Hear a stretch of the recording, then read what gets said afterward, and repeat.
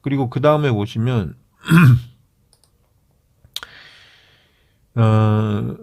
옌닌이 9년 2개월 동안 중국에 있었다고 했잖아요. 그래서 중국 각지를 돌아다녔는데 그러면 적산 법화원에서 보낸 8월 15일 이외에 또 8번의 8월 15일이 있지 않았겠습니까?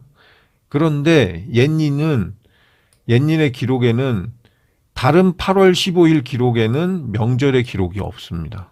중국의 다른 지방에 있을 때는 이런 명절에 대한 기록이 없었다는 거예요. 그러면 거기서 그러니까 이렇게 그 절기와 명절과 이런 풍속을 적기를 좋아하는 옌닌이 다른 지역에 8월 15일 중추절에 행사가 있었으면 반드시 적었겠죠. 근데 그건 없고 적산 법화원에 있었던 신라의 명절 8월 15에만 그 기록이 있었다는 거예요. 예. 그리고 뭐 이 내용은 뭐 당나라에 신라인이 많았다 뭐 이런 내용이고 이 사람이 또 그걸 이제 풀어가는 건데요. 음, 뭐 당나라가 신라에 있었다고 믿는 분들도 많죠. 그리고 또 그게 거짓이라고 생각하는 분들도 많고요.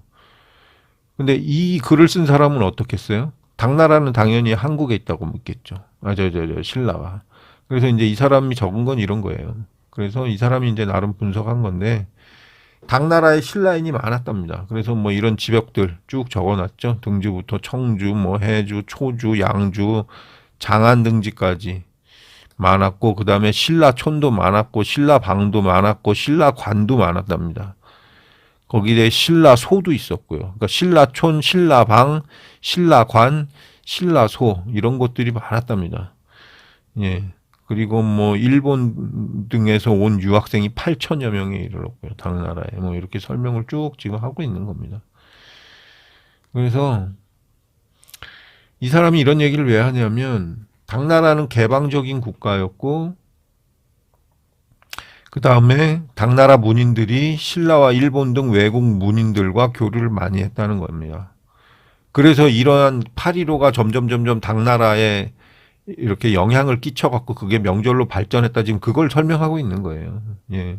그래서 이후로 당나라 문학 작품에 8월 15일과 관련된 것도 많이 이제 등장하기 시작했고 중추에 관련된 내용도 이런 문학 작품에 많이 이제 나타나기 시작했다.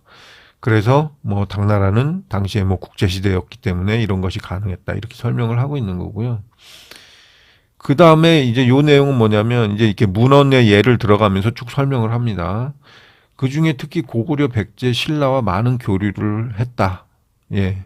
그런 이제 증거 자료로서 문헌도 이렇게 막 얘기를 하고 있는 거고요. 그래서 옌닌이 중국에 온 전후에 당나라에는 8월 15일에 두 종류의 활동이 있었답니다. 그것이 첫 번째는 문인 학사의 달맞이 행사였고요. 두 번째는 신라인의 명절이었답니다. 예, 다시 한번 말씀드릴게요.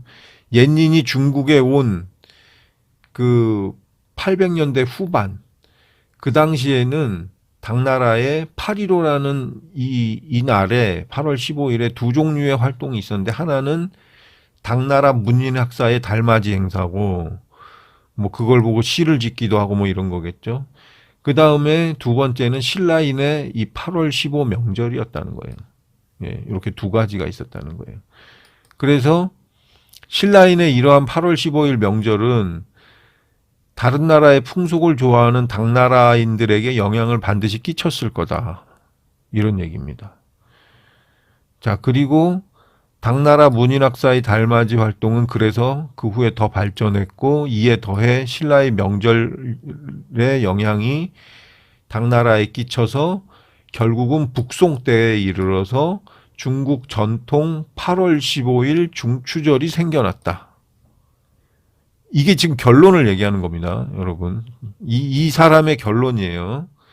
그래서 중국의 중추절이라는 거는 당나라 문인학사의 달맞이 활동, 뭐 문학적인 활동 이런 것과 더해서 그러니까 이거는 대중적인 건 아니잖아요. 당나라는 그죠?